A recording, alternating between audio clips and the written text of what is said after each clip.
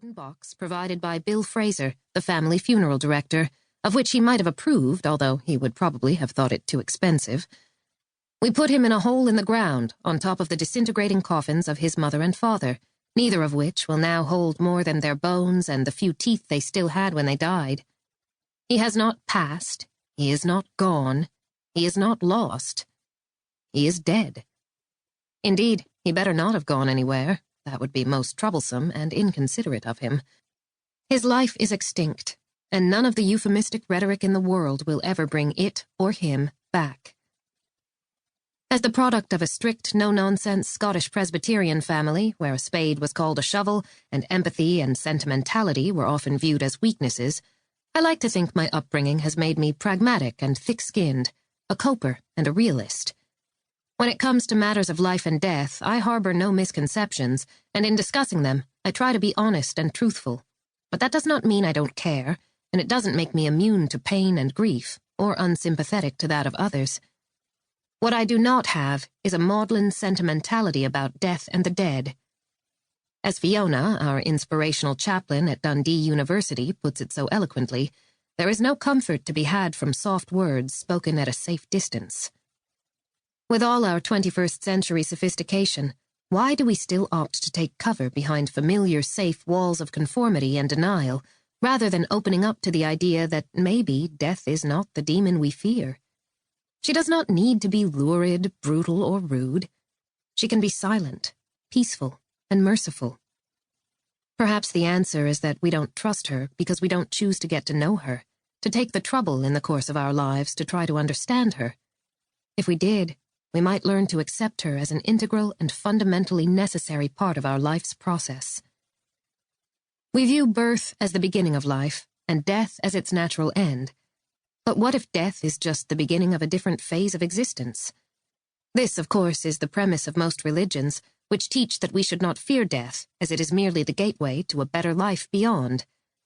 Such beliefs have brought solace to many through the ages, and perhaps the vacuum left by the increasing secularization of our society has contributed to the resurgence of an ancient, instinctive, but unsubstantiated aversion to death and all its trappings.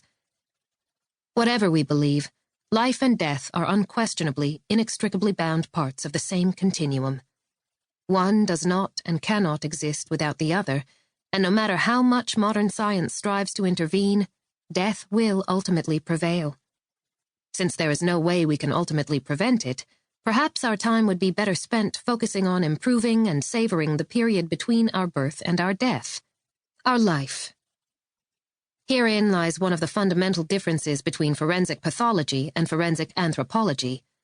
Forensic pathology seeks evidence of a cause and manner of death, the end of the journey, whereas forensic anthropology reconstructs the life led, the journey itself, across the full span of its duration. Our job is to reunite the identity constructed during life with what remains of the corporeal form in death. So forensic pathology and anthropology are partners in death and, of course, in crime. In the UK, anthropologists, unlike pathologists, are scientists rather than doctors, and are therefore unlikely to be medically qualified to certify a death or the cause of death. In these days of ever-expanding scientific knowledge, pathologists cannot be expected to be experts in everything, and the anthropologist has an important role to play in the investigation of serious crimes involving a death. Forensic anthropologists assist in unraveling the clues associated with the identity of the victim and may aid the pathologist to reach his or her final decisions about the manner and cause of death. Each discipline brings its own complementary and specific skills to the mortuary table. On one such mortuary table, for example, a pathologist and I were faced with human remains in an advanced stage of decomposition. The skull was shattered into over 40 jumbled fragments. As the medically qualified practitioner, her remit was to determine the cause of death, and she was pretty sure it was going to be gunshot injury, but she needed to be certain. Surveying with dismay the multitude of fragments of white bone on the gray metal tabletop, she said, "I can't identify all the pieces, let alone try to stick them together. That's your job." The forensic anthropologist's role is first to help establish who the person may have been in life. Were they male or female, tall or short, old or young, black or white? Does the skeleton show evidence of any injuries or disease that might be linked to medical or dental records?